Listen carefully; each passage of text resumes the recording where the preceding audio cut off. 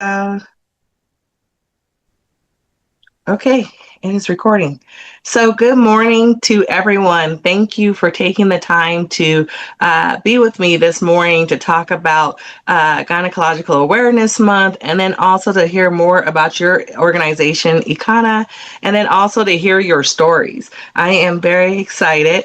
Once again, my name is Tanya Davis, and I am the founder and president of the Linnell Foundation, which focuses in on helping to provide resources, educational tools, and also small scholarships to women who are going through the fight right now. Also, I am the president and growth coach of Butterfly Rising Institute, which is an institute that focuses on working moms. So, helping to provide education, change management tools in order for them to be able to try to balance everything, which we know there's really never like a full balance, but we try to be able to make it feel like it's that way. So I don't want to take up all this space and this time. I would like to hear more about each one of you individually. But first, let's start with whomever in regards to talking about ECANA.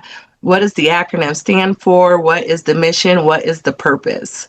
So could someone speak to that? Yes, my name is Adrienne Moore, and I'm the president of ECANA. ECANA is the Endometrial Cancer Action Network for African Americans. And our mission is to bring visibility to Black women affected by endometrial cancer, to provide support, education, and community. For so long, our demographic continues to be disproportionately affected by endometrial cancer. And there wasn't a space for us to come together, collect our thoughts, share our emotions and experiences, and then also be involved in community activities that bring more awareness about endometrial cancer to Black women. Many of us, when we were diagnosed, did not know what uterine cancer was or what endometrial cancer was. The first time we ever heard of it is when we were diagnosed. Endometrial cancer is not a cancer that can be detected on a pap smear. You do have to be diagnosed with it through a biopsy. And it is not something that doctors will regularly offer you. So many of us, Black women, are diagnosed at later stages, later, more aggressive stages, which leads to our increased mortality rates.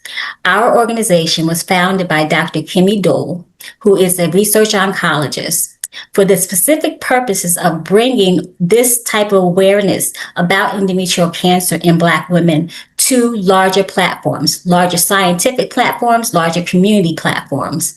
And since 2017, since ECANA was erected, we have helped bring more than 300 women to what we call our community of survivors. We've been a part of several national conference events talking about our experiences as Black women with endometrial cancer.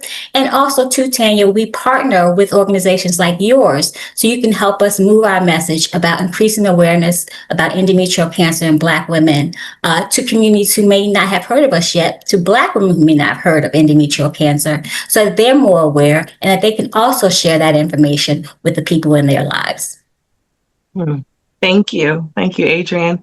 That is such a beautiful mission, and I'm so thankful. I actually saw your organization when my mom was first diagnosed. And so I think there was a certain fear there in regards to not wanting to join, but I definitely joined your organization during that time just to be able to learn information. So great resource, great organization.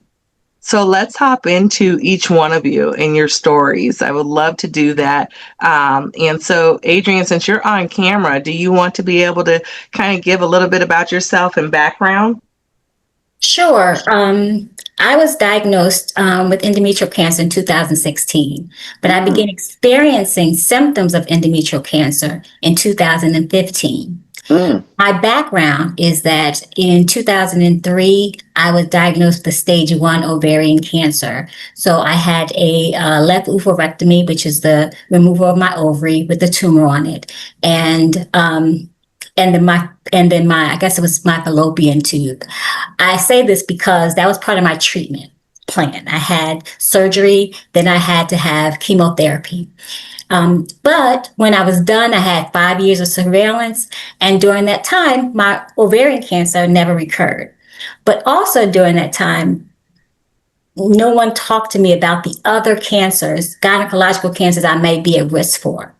So in 2015, 14, 15, when I started experiencing heavy bleeding, missed periods, bloating, and I was going to see several doctors, I was given the diagnosis of having fibroids or going into menopause, perimenopause early, primarily because of my history.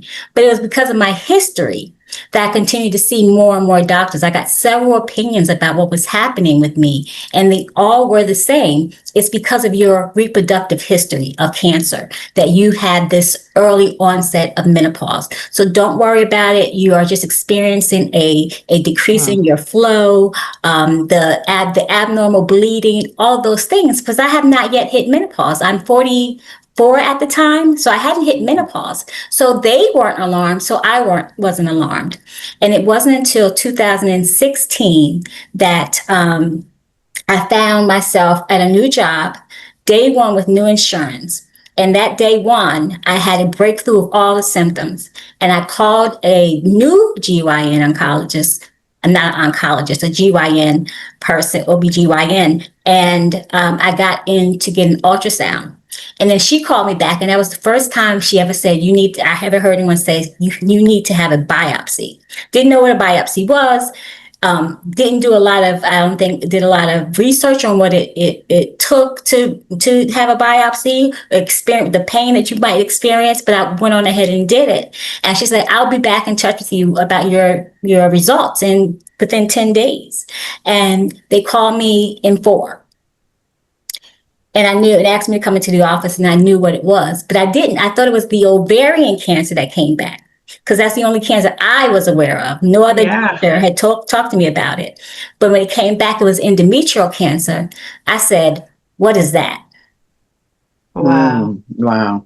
Well, let's pause there as we go into that. And what I heard is that, so, you went into, they were just telling you to really don't worry, don't be concerned.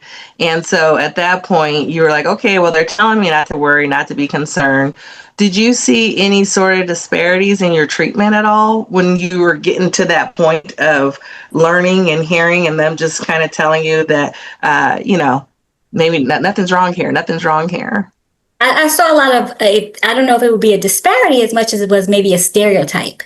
Because you Black women are known to have fibroids, right? Are known, or not known, but, and I'm not sure what the known is, but the rhetoric around our reproductive lives is that we're more apt to have fibroids because we have something regarding like fat cells that lend to the hormonal types of cancers that we get, that we are more apt to go into perimenopause faster, or have menopause symptoms faster. So I think they relied a lot heavily on what they thought they knew about us as a Black culture, a Black woman's culture, and they were like, well, don't worry about it, it's normal for you as a Black woman. And what I would say is that the disparity is that anytime you are experiencing abnormal symptoms of your menstrual cycle, that is not normal. Let's stop normalizing something that should be looked into when it comes to symptoms of any type of cancer, let alone endometrial cancer, especially if you already know I belong to a demographic that's disproportionately affected by it. That, to me, should have been their first red flag. That you were having these symptoms, Adrian. Do you know that Black women are twice as likely to get the endometrial cancer at a later stage? And if I would have heard this earlier, I would ask the question earlier, not the week before it was time for me to go in and have a surgery, or learn to go speak to my oncologist to learn what my treatment is going to be like. So that shouldn't be the first time a Black woman is hearing about endometrial cancer when she was diagnosed with endometrial cancer. And that's the goal of this, is to be able to get awareness out to the community in regards to what this is, how to find the signs, the possible signs for it. And doing those annual exams are also important too.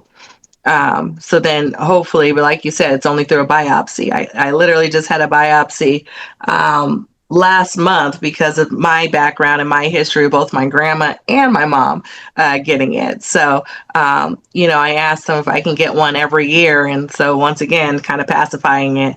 No, you can't really catch it. There may not be no need. I'm like, nope, if my insurance will cover it, we're doing it. So they don't like me too much. I'm a little pushy. Okay, so let's go on to Margie. Margie, would you tell us a little bit, your name, your background, who you are, and how you are connected to ECANA? Absolutely. I am Margie Wilson, and I'm a 9-year endometrial cancer survivor. I was diagnosed in 2016 as well. And when I look back, I probably had symptoms in 2014. My cancer was hiding in menopause. You are told for 1 whole year, if you don't see any blood, then you're done with menopause. I kept no record of it. I just figured that when it stopped, and I just was not plugged into my body at all because I'm a healthy person. I work out and I eat well. So there was no need for me to even think about that something might be happening besides the bleeding will stop. And then when the bleeding got heavier, I finally mentioned it to my OBGYN, and she was like, oh no, you should be done.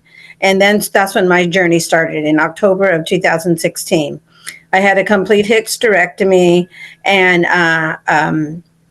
the tumor was larger than they thought. So they went in laparoscopically, but ended up having to give me like a little bikini cut to get the tumor out. And I actually met Dr. Kimmy Dole, has my third opinion. I have 2 daughters, and they were just all over the place. And the youngest daughter knew a doctor that knew Kimmy Dole. And she was like, we're on the search. You're getting another opinion, And that's how I got to meet Dr. Kimmy Dole. And then following all my treatments with her, she ended up also being my chemo doctor, which I didn't know at the time. I was just getting another opinion. But for me, it was, I was tired of talking about menopause because I felt like I started in my late 30s. So I didn't talk about it even to my friends or anybody. I didn't say anything. I just would just put another pad on. It's going to stop. And it was so irregular at first, spotting maybe 2 or 3 days and then nothing for 2 months. Then maybe a spot for a day and then nothing for 3 months. And then pretty soon the spotting got to be 2 or 3 times a week. And it was just light, and then it got heavier. And then I was like, okay, something is not right. And just like Adrian, I wasn't even plugged into the word cancer affecting me in any kind of way. I was always the one supporting someone else going through cancer. So in a lot of ways, I felt like when I look back on it, I was in a whole different world too. When I went and saw my OBGYN, this was a new one because I had moved. And that's right, I moved. I was going through a divorce, and I moved from one city to another in Seattle. And then I said, okay, I needed to get a new OBGYN because now I'm in Seattle. And when I went to see her, that's when the bleeding had, gotten to where I needed to do something. And she said, I'm going to make an appointment for you to see an oncologist on Monday. I said, okay. And this was after the horrific biopsy in her office. She goes, I'm just going to go up in here, and she has these huge scissors.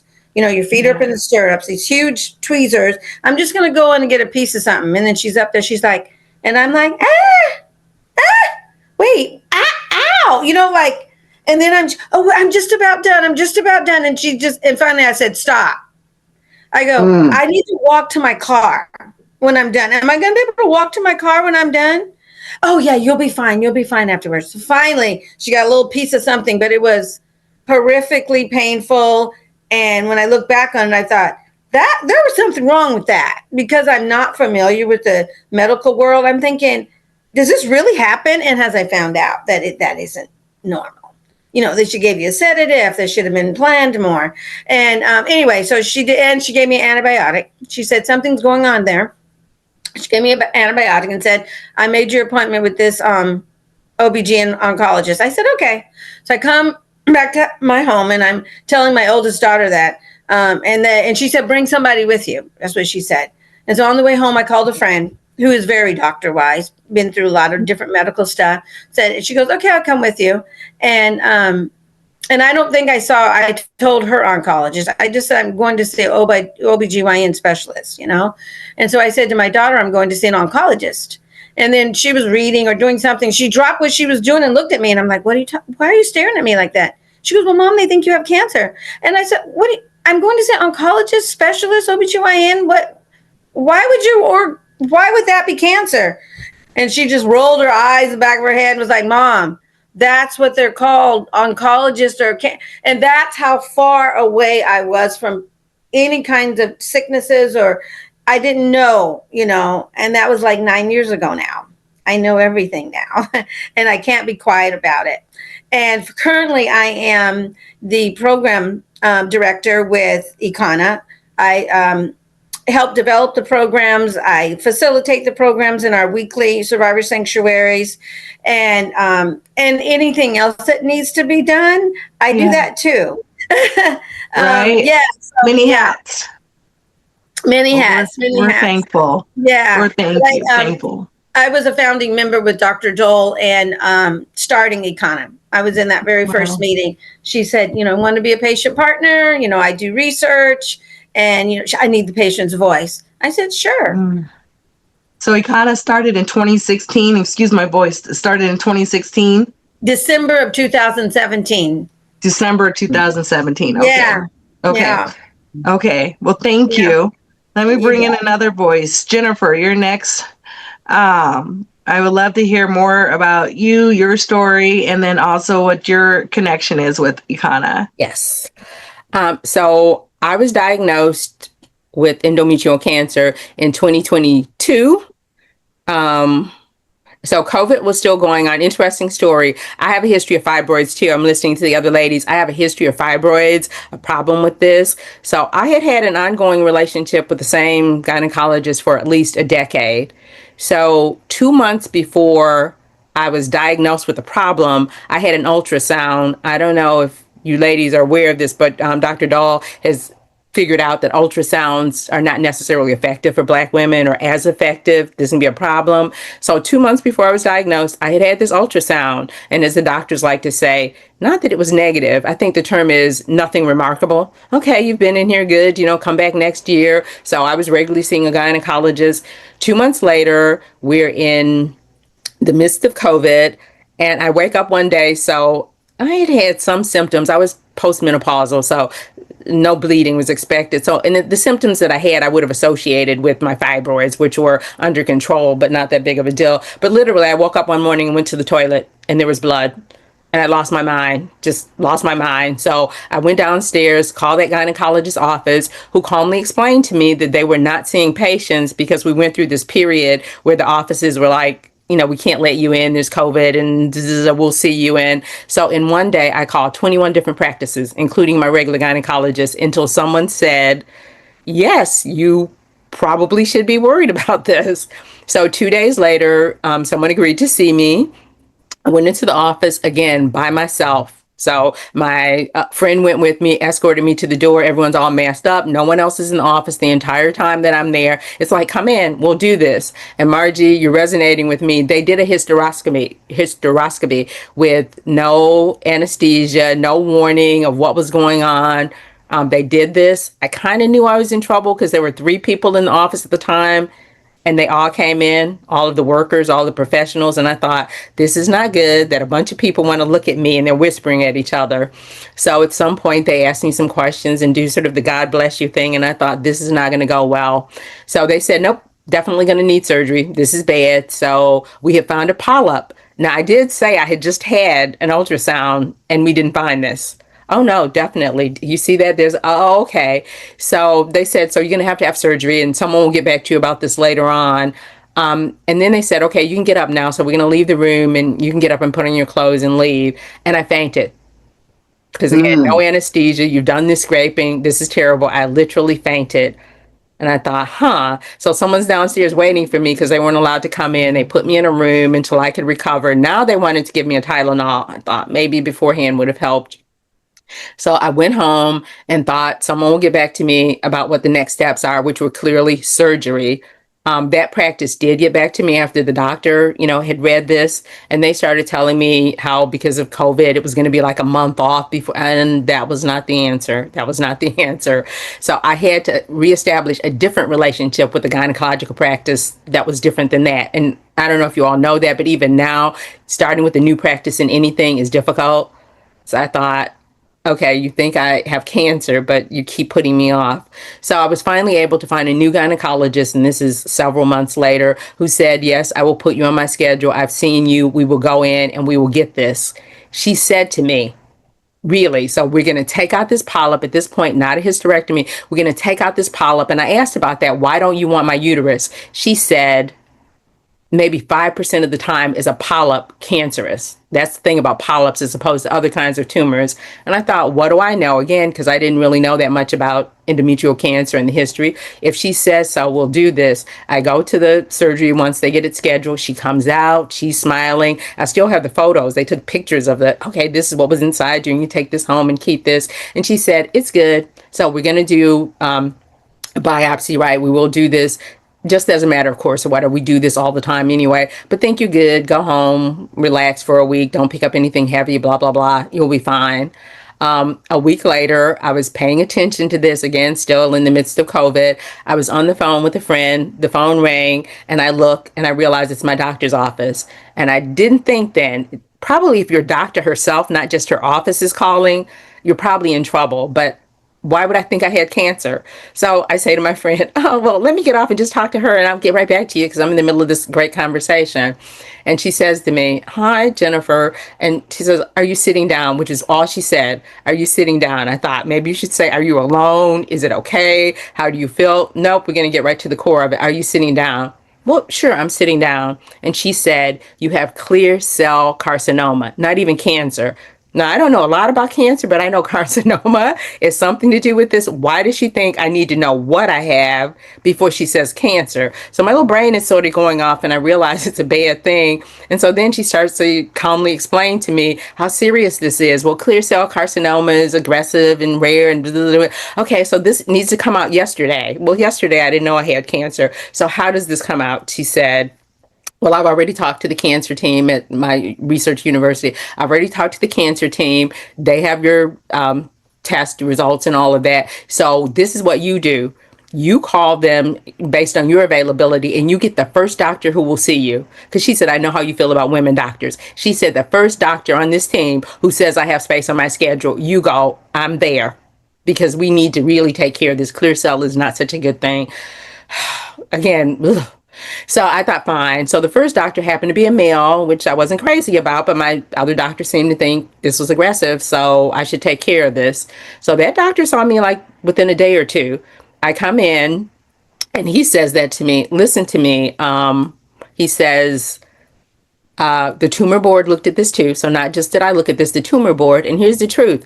They don't know what to do with you. So there's no agreement. I thought, again, what do I know from tumor boards? But that probably means some really smart people from different places on the team. And they're like, just not good. So we don't know what to do.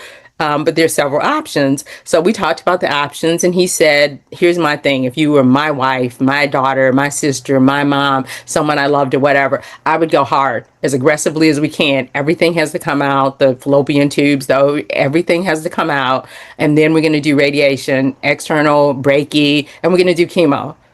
And I thought, I probably need to decide this quickly, right? And he said, well, yeah, it's aggressive. So you should do this sooner rather than later, which really was the course of treatment that I took. I love my doctor. I know now that I had a team that has a fine reputation, but I can't say that there was much hand-holding. They're known because they're good at what they do, but no one's ever particularly sympathetic to me in the office. And in fact, we have these weird conversations about my prognosis. And my doctor's basic line is, no cancer today, and you're still here. So we've already talked about what clear cell carcinoma is. So come back in 3 months or whatever. And so this was 3 years ago.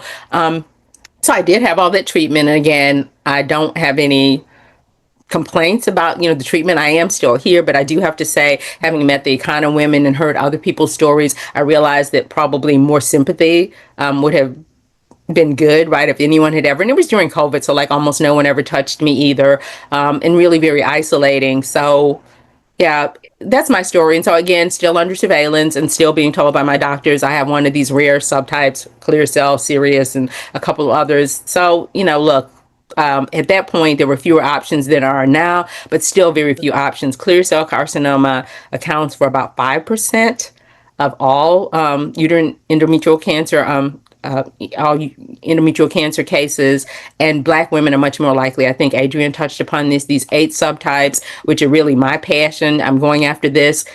We need to be seen. We need to be part of clinical trials, et cetera, whatever, because these subtypes, they don't have a good understanding of until they start to see more of us, right? And have things to work with to even find cures. We're just sort of messed up. So I guess that's my story or whatever. And that led me to the kind of women, but we can talk about this some more later on. No, thank you. And you don't have to rush off. Because I'm sitting here thinking, my mom was going through her journey, how they used the clinical trial. And I remember them giving me the research paper. I'm like, okay. And I love research. Give me a research article, I will just kind of dig a rabbit hole. And so I'm just like, well, where's the Black woman in it? In this clinical trial that you gave me, I'm not quite understanding, how this may help my mom. And plus the woman that were tested is not, carcinoma sarcoma is also very rare. And so it's not even like they can really have that many women in a clinical trial. Mm-hmm. And so the clinical trial, I think, was about 500 women or so. It was a very small population. And so I'm just like, well, how are we extrapolating this to all women? And so the treatment that they did was just very, very basic, but you're right. There wasn't much out there for them to be able to follow, or for them to be able to know which path or direction to go in. And so it would be interesting to know kind of what stage did you all, before I ask that question, actually, let me get everyone's voice in here. But Jennifer, thank you for sharing your story. And let's go ahead to Mickey. Mickey's next on my screen. Hello. Hello. Hi, I am Mickey Knight, and I was diagnosed in 2019 with endometrial cancer stage 4. I went through 6 rounds of chemo and 36 rounds of radiation. And then I had a full hysterectomy, robotic hysterectomy. I found out in 2019, I started spotting. I started spotting and I started having the cramps. I started getting irritable. I had went through menopause at 45. At this time, I was hitting my 50th birthday. So I had not had a menstrual in probably about 3 years. And so when the spotted started happening, my mindset was, okay, this is still part of menopause, because I had no idea how long menopause would last.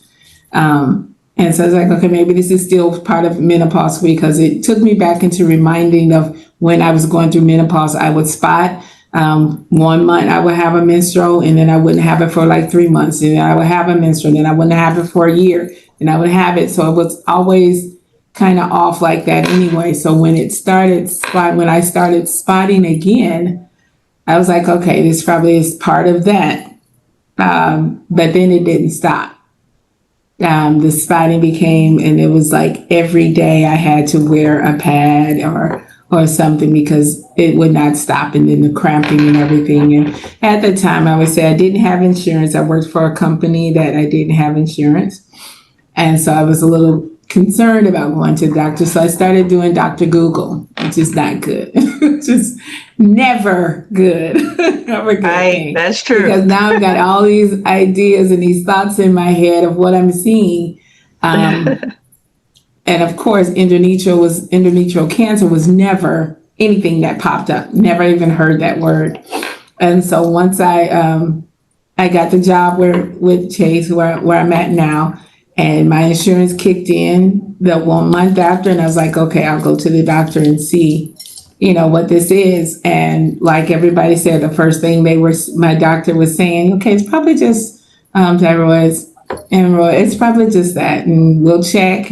And I was like, okay, because I'm thinking, God had already told me that it was sickness, but not unto death. And I'm like, okay, maybe something like that.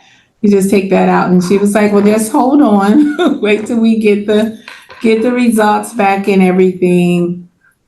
I turned 50 years old on the 2nd.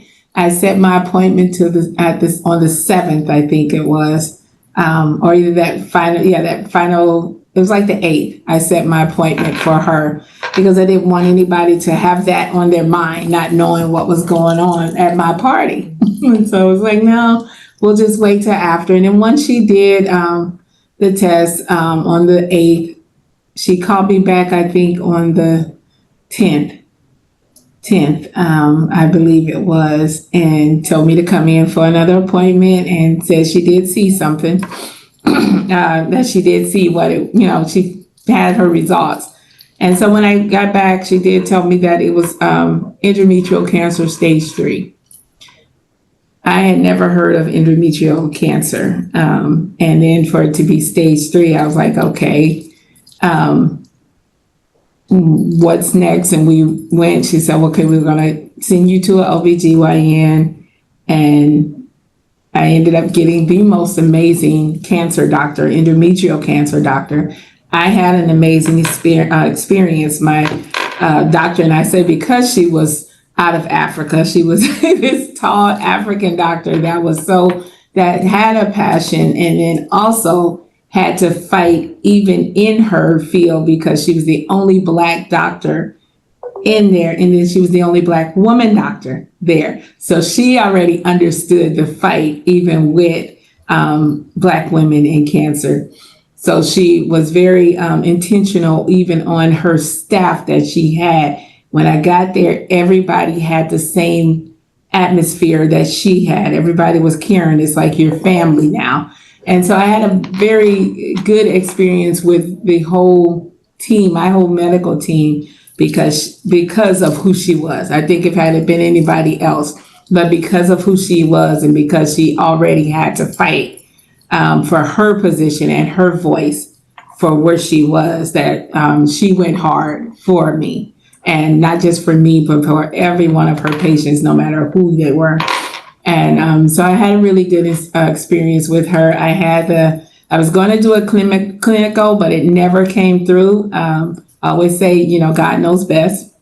Yep. So I ended up doing I started treatment probably about 2 months later.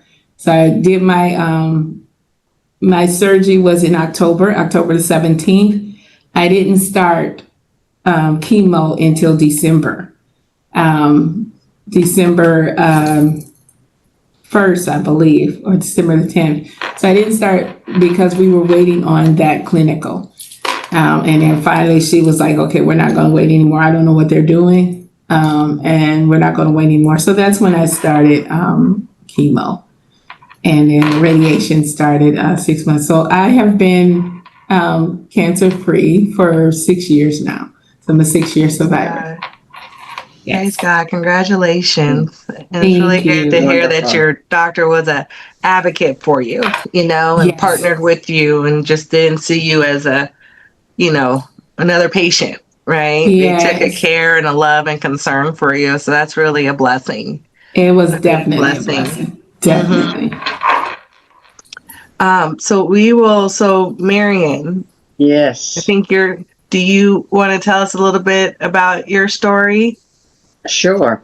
After hearing this, I'm almost in tears because, and I don't know the ages of the women that have spoken.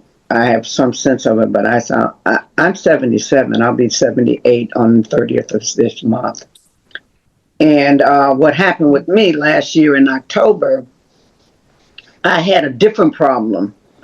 Way back when I had my youngest daughter, I had a male gynecologist, and back then you didn't have many women even in gynecology.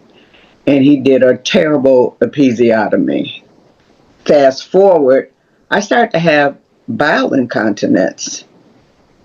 And I was shocked and shamed, and I went through that. So I was in a trial, a clinical trial for a device. I can't even think of what the name of it is now. Ononics, and they insert this little disc in your body that determines whether or not to make the sensories that you're supposed to receive to tell you got to go to urinate or you have to go have a BM. And so she said to me, and that was last year, October, Miss Sherrod, you may have some spotting for a day. I said, okay. And I went to Florida to be with my mother for a month, and I was still spotting. I came back, and for my follow-up appointment, I spoke to her, and she was the nurse practitioner, actually, that I was speaking to. The doctor had done the surgery, of course. And when I told her, her eyes got big, and she looked at me, and she says, that has nothing to do with this. You need to see a pelvic floor gynecologist. I'm giving you this name, and you call her now. And that's what I did. And I got an appointment, I think a week later. I saw the pelvic floor doctor. She did an exam. And then she told me, okay, I want you to have an ultrasound. And she tried to get me an appointment that day in the same building at the Women's Hospital in Houston. And they didn't have an appointment, so I came back the next morning at 8 o'clock in the morning with my daughter. I did not go alone. So when I went and had the ultrasound, the woman was very gentle and as gentle as you can be. So after I had that done, I came back to the doctor the next Wednesday, and she did the biopsy. Then the Wednesday after that, she called me, and she said, Ms. Sherrod, you have endometrial cancer. It's a tumor about 5.9 centimeters, and it appears to be very aggressive. And I listened, and she said, now, I'm sending you a list of the doctors the 3 doctors that I would send my family to, or I would go to. And I wanted a woman. There was only one woman on the list. But I happen to have a good friend whose daughter is a nurse, and she works oftentimes with doctors who are trying to find people that can help with difficult diagnoses. So she would find doctors. Plus, she was having some endometrial problems, and she's much younger, in her early 40s. And she said, everyone calls me Mimi. She said, Mimi, the first name on that list, the male, he's in practice with my doctor, who's a female. And who I suggest you see, an Indian woman. And she had done all her research work in endometriosis and endometrial cancer. She's Indian, and apparently it's pretty prevalent in Indian women. So I got an appointment. It took about 3 weeks to get an appointment with her. I went for the appointment. Of course, I went with my daughters, and I think by then I'm trying to think, okay, I have 3 daughters, and at one point in time, everybody was here. And I'm in a 1-bedroom apartment. I think so they was at their sister, so they stayed up all night strategizing. So when I went to see her, on a Friday morning. The appointment was 9:30, and we talked, and I was concerned that she didn't examine me.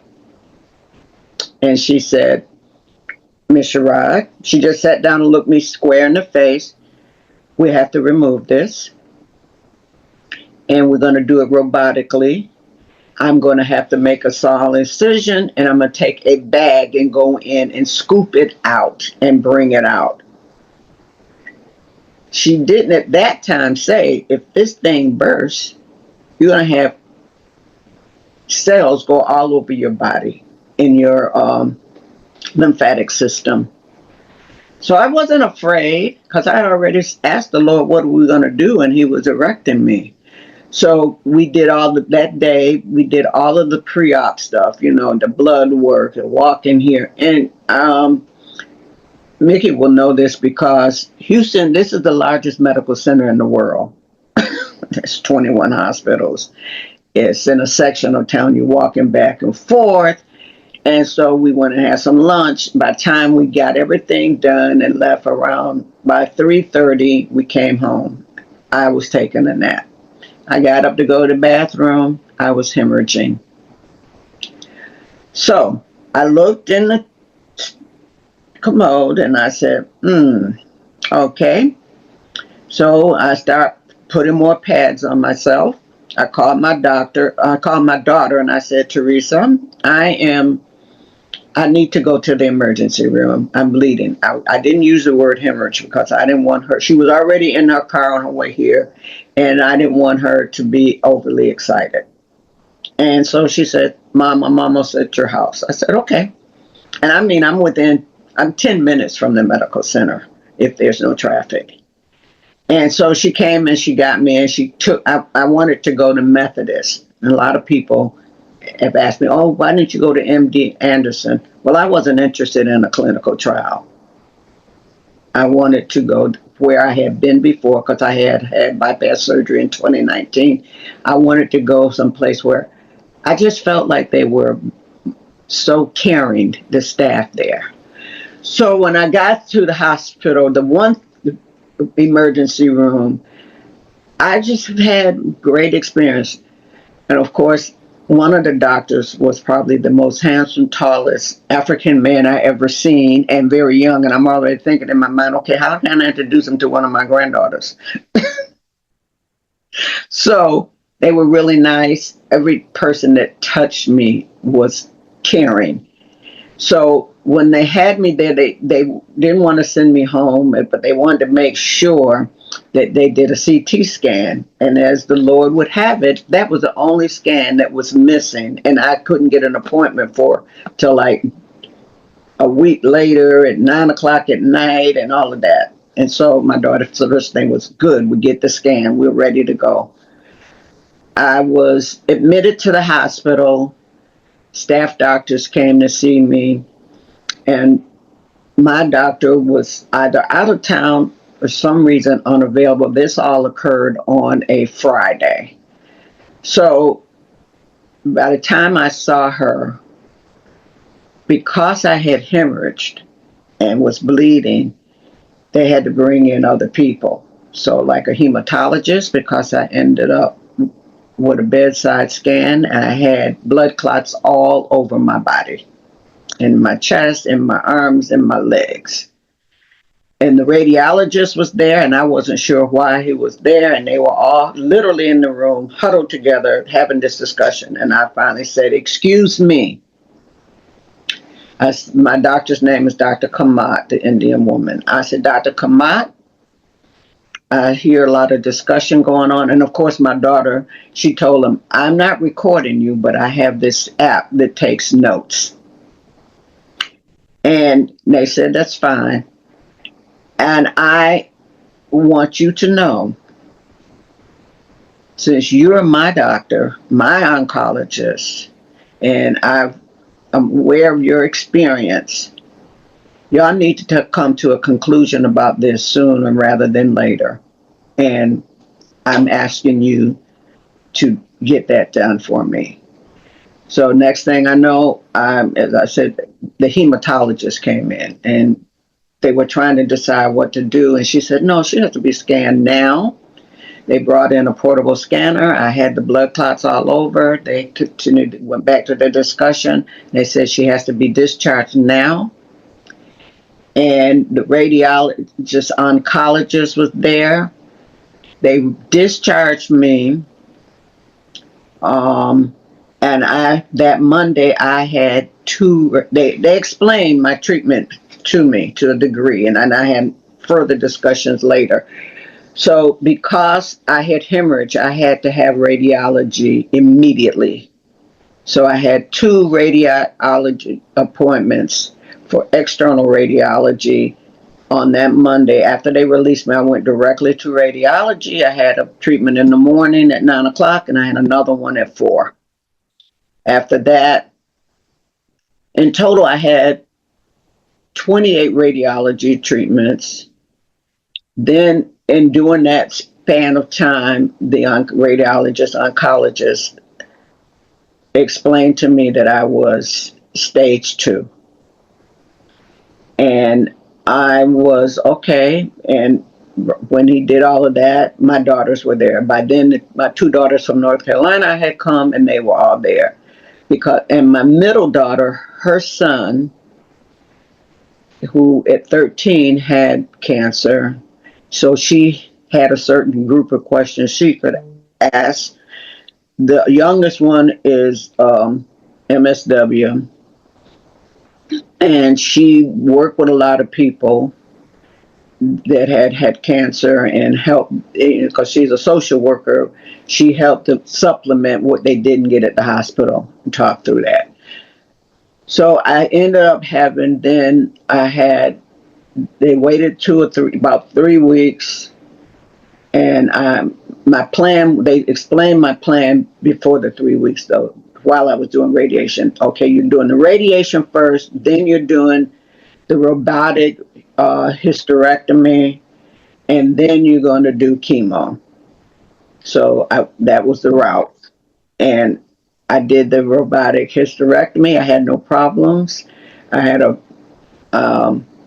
always tell people that it must be a woman that invented the pain blocker, because I didn't have any pain. And my daughters, yes, and my daughters were standing over me like, Mom, you got to do this, because he gave me supplemental pain medicine. So I never felt the onset of any pain. And because my daughter was standing there, whatever they told them to do, they were here taking turns doing it. And then I had, I came after 3 weeks after that, I had to have 3 internal radiation treatments. My oncologist had already told me this was the path they were taking for my treatment. And so then I went back to her before I started the chemotherapy. But the chemotherapy combo wiped me out. And then so I got through one, and I went back to her, and she was concerned because my white blood cells were impacted. And so we waited a while. Then she tried the chemo again, but it wiped me out. So I was scheduled to have 4, I only had 2. And in the end of it all, it was a difficult situation, but at the same time, I was truly blessed that everyone that interacted with me and touched me was caring. Very caring. When I finished the radiation treatment and I was getting my clothes on, and it was my last treatment, and they were going to have me ring the bell, the girls were running around saying, Mr. Ryder's here, she's going to ring the bell today. Come on out. And I had never seen them do that in all those weeks. It brings tears in my eyes. And they were just surrounding me. I have a video of it, of them, Mr. Ryder's ringing the bell and ringing the bell.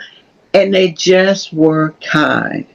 And that's why I was tearing up when I heard about some of these stories. I didn't have that. I wasn't afraid. I was just doing what I usually do, is I don't let any grass grow under my feet when it comes to me taking care of my care and my stuff. If you say, do this, I'm doing that. I have to ask questions. And I always involve my daughters. And because I've seen in my own family how I didn't know anything about certain things that went down with my mother. So I didn't know my history.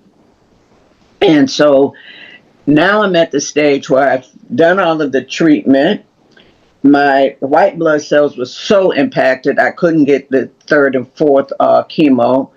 But she did a blood draw in June, and got the results in July that indicated that there were no more cancer cells.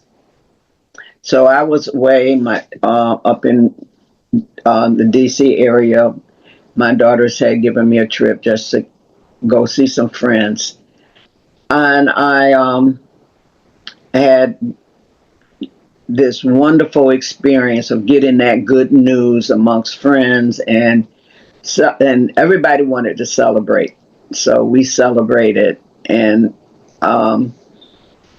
then I came back here and I met with my oncologist, and because I had only had at that point the two treatments of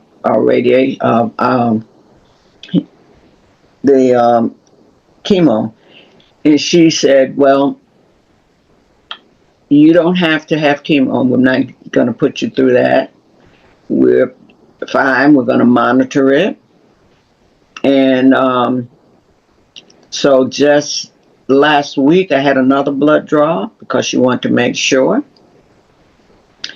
And both of my doctors, the radiologist, oncologist, and my gynecological oncologist, it was like whenever I saw them, they grabbed me and hugged me. If I was in the hospital and they were going on their way to something else, hey, Miss Sherrod, and give me a hug. So I've had a good experience. And my daughter said, well, Mom, you always talking to people. You always giving them advice. And she said, and you always giving people stuff. Because at Christmas time, because those women at the radiologist's office, it was so kind to me. I couldn't because different people touched me at different times. So I didn't have a lot of money. I just bought some Christmas cards. I still send Christmas cards. And I bought the Christmas cards. I wrote a note in each one. And I bought some $7 Starbucks cards and stuck them in the Christmas cards. So I went back after Christmas for the final exam, and young black woman who wants to get her PhD in nursing came out, and she grabbed and hugged me and said, thank you for my stuff. I said, what stuff? My card and my Starbucks. I said, okay, Tamira, you're very welcome. Thank you for taking such good care of me. Yeah. And so I have been blessed, and I really now feel blessed. But the one thing, and the ladies on this call know I say this, and I'm going to say it now. They would send me to these different groups to talk, and there was nobody talking about endometrial cancer. There was nobody most of them were white. And I was like, I had been digging and finding and saying, so I just put in black doctor endometrial cancer or something like that, whatever. And I came up with Dr. Oles, and ECANA came up. And I joined, but I had so much going on, I could never get into the meeting until some time ago. And I was so happy because, as I said on my first visit to the site, I'm so glad I got y'all, because these other people don't see the black side of me. And being able to do that with these wonderful women has been a double blessing. Yeah. Thank you, Mary. And it's been a blessing to have you. We appreciate your coming on, and we know how hard you fought to get to a space where other Black women were that had endometrial cancer. I appreciate it. I wanted to let you guys know that I think Tanya was going to wrap so she can give us back some time, and that her and Margie and myself, or her and I, will do the remainder of the questions, since they're mostly like organizational. But you guys sharing your individual experiences was truthfully helpful to the overall goal of the podcast episode. So I thank you so much. Yeah, thank you all for sharing your stories. Very heartfelt. And just, I mean, I just learned so much sitting here and listening to all of you. I know we're getting ready to wrap up, but I'm wondering if, like, Margie or Adrian, could you mention more in regards to the caregiver's role in your treatment? And we can do a part 2 later. And those who need to go, you feel free to hop off. But a lot of it in your stories, what I've heard intertwined is you had some sort of support to be able to help and assist you in regards to even hearing the news, even being able to unpack the news, kind of go through the journey. So what was the caregiver's role? And we'll leave about 5 minutes or so for this question, but I would just love to hear that on this segment. Well, for me, I had a group of friends that when I was first diagnosed, I was deer in headlights for 2 months trying to digest the fact that this was actually me going through this. They set up an email string, made sure I had somebody to take me to every single appointment. Mm-hmm. My girls were all on the string as well, looking for the doctors, like I said earlier, about making sure I had 3 different opinions about what was going on with me, since it was all so new. And just the amount of people that were just saying, what can I do? And the prayer. I mean, I could literally feel the prayer support when I was going through my treatment, and my friends and my family were just so supportive, and almost daily phone calls, text, boxes. I would get boxes just full of caregiving stuff, your blanket and your robe and your boonies and all the different little tea bags and the things that would, like Marian said, you were just feeling all those virtual hugs from people that were far away, and that people actually orchestrated their lives to be with me during the time, because I did not want to go to an appointment by myself. And as I walked through that, I saw, I see, this helps the people at the hospital too. Because if I have someone with me and I need something, that person can go get it and bring it back to me, and the nurse doesn't even have to do it, So for me, that's what the caregiving was. It was very, very, I will forever be grateful to those people who sacrificed their time just to be with me. Well, thank you. Yep. Okay. I'm going to do multi-speaker view. Who's talking? Mickey, sorry. Oh, it's Mickey. Go for it, Mickey. I had to change the view on my Zoom. Sorry. Go for it. No, it did mine too. But for me, my family was there. I told everybody in the beginning, this is not a pity party. I am not Walking Dead. Don't treat me like that. And they did that. But I had a small group with the church.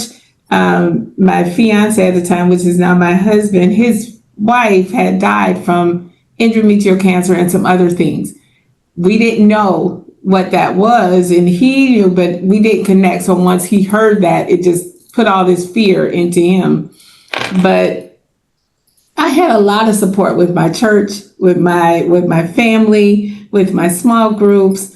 With God. Mainly God is just orchestrating, okay, there's a purpose for this, and then just guiding me through lots of things while I was walking through this. Because one, I didn't trust women. I didn't trust men. I didn't trust people, but mostly women, because I would have. Okay. And so with him walking me through it, with God walking me with this, and then leading me into, okay, God, what are you doing with this? And then he brought all of these women into my life. And he had to walk me through, okay, he said message. People is trusting him is trusting people. And then he started pouring these women into my life where he worked that out. So for me, cancer has been an amazing journey. I am grateful for being trusted to walk through that. And then to be trusted to be walking with so many different women, and him taking down that wall. And had he not allowed me walk through cancer, he used that tool to break these walls. And so it's been amazing for me. For me, it's been an amazing walk. And Tanya, the role of the caregiver overall is to be supportive of the person that's going through endometrial cancer, but you also have a job as a caregiver. Your job is to be a second pair of ears, to be a second pair of eyes, Yes. to sometimes be hands, True. and to sometimes be feet. Your role as a caregiver is to be there to do the things that the person experiencing endometrial cancer may not be able to do for themselves thoroughly. Yes. You know, Yeah. we still have our right minds, but our bodies are under attack. So that is where we, as caregivers, that is where caregivers step in to say, what do you Yes. need? So the role of the caregiver is to fill in those missing pieces that the person experiencing endometrial cancer can't do at that moment, whatever the thing is. But I will say that they have just as much of a heavy burden in this journey as the person experiencing cancer, because I can't imagine the helplessness any person feels. I know how we feel with experiencing endometrial cancer, but as a caregiver, the helplessness you might feel knowing you're trying to do everything you can do to make that person comfortable, and we still find our time and ourselves in a space of not knowing what more we can do.